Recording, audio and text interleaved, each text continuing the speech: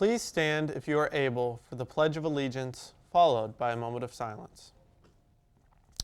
I pledge allegiance to the flag of the United States of America and to the republic for which it stands, one nation, under God, indivisible, with liberty and justice for all.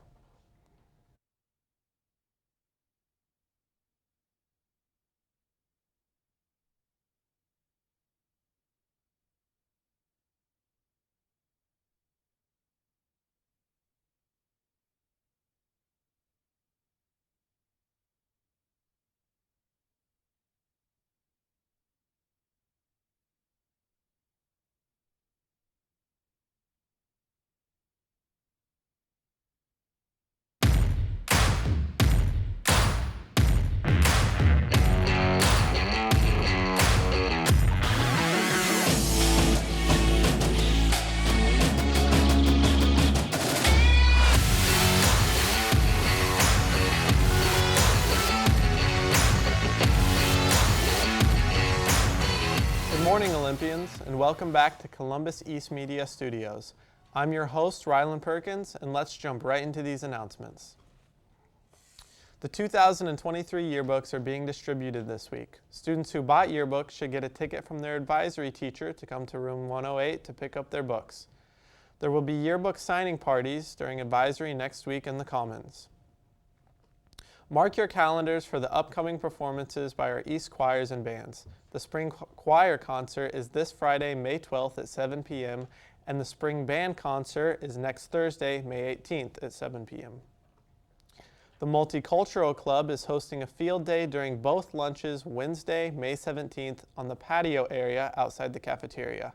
There will be free games and snacks. Come celebrate the end of the school year and learn more about the Multicultural Club. See Mrs. Gunter in room 211 or Social Studies resource for more details. The weather's getting warmer and the car windows are coming down. East Media's Kate Roeder is here to give us the weekly weather.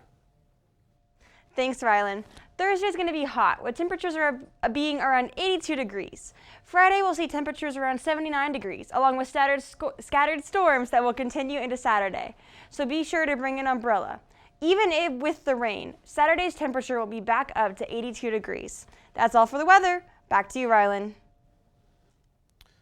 All students and teachers, check your accounts and get balances paid as soon as possible. All seniors need to check their lunch accounts. If you have money remaining in your account, contact the cafeteria about what to do with it. All seniors will be asked to drop off their laptops in the tech office after their English class on Thursday the 18th or Friday the 19th. In cooperation with the Columbus esports team, Elijah Tyree and Benjamin Likens present their North vs. East Super Smash Bros. Tournament. The event will be held in the East Auditorium on May 19th at 4 p.m. Entry fee is $7, so make sure you attend. Details can be found on the posters hung around the school, or you can contact Elijah or Ben at their emails. Now, for local and world news, over to Matthew Degner with the Matthew Minute. Welcome to this week's edition of the Matthew Minute, where news topics are presented in a brief format. I'm your host, Matthew Degner, and we're starting off discussing Donald Trump.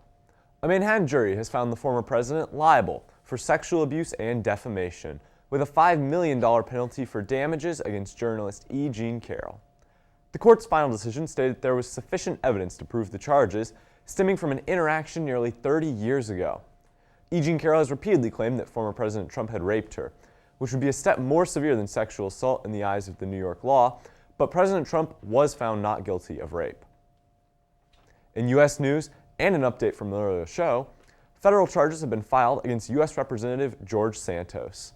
As of Wednesday morning, the exact details have not yet been unsealed, but most likely relate to his history of lying while on the campaign trail, about having Jewish ancestry, a Wall Street background, college degrees, and a history as a star volleyball player, or to some financial incidents that have occurred in his past, including breaking campaign finance laws, violating federal conflict of interest laws, stealing around $3,000 from a charity campaign raising money for an Iraq war veteran's dying dog, or masterminding credit card fraud schemes. For now, though, we will have to wait and see what the final charges are, as we can only speculate as to the severity of what Representative Santos will be facing. More updates coming soon. In state news, a judge in Allen County denied the state of Indiana's preliminary injunction request for a lawsuit against TikTok and Chinese corporation ByteDance. Judge Craig Bobe of the Superior Court of Allen County stated that Indiana was, quote, not likely to prevail in its attempt to enjoin the defendants from making the complaint of representation, and later noted that he also believes that the state of Indiana lacks any jurisdiction over the Chinese company. Finally, in local news, East Bartholomew Water Corporation issued a boil advisory, lasting till 11:59 p.m. Thursday. If you're affected, make sure to take precaution, as this notice was triggered after a malfunction with the chlorine line at the main water plant. For today, though, that wraps up this week's top stories. Thank you for joining me. Signing off, I'm Matthew Degner. And now over to AJ Hughes for some more information on United Track here at East. Unified Track is a joint effort between the Indiana High School Athletic Association and Special Olympics of Indiana. It allows for the athletes to enjoy the competition of sports in an inclusive environment. Our coach is Mrs. Myers, and we had a fun season so far. There are 18 of us who have achieved personal bests in our events this year. With 2 meets left, we all still have time to improve. We have a meet next Monday at Bloomington South High School. Go O's! Now over to Cameron with the latest in East sports news.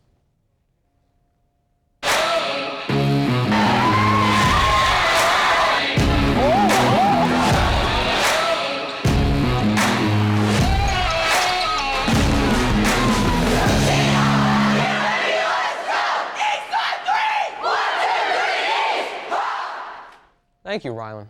Yesterday, our girls tennis team won against Bedford North Lawrence 3-2. Tonight, our girls varsity tennis plays yet again, this time facing off in the HHC tourney here at home at 5.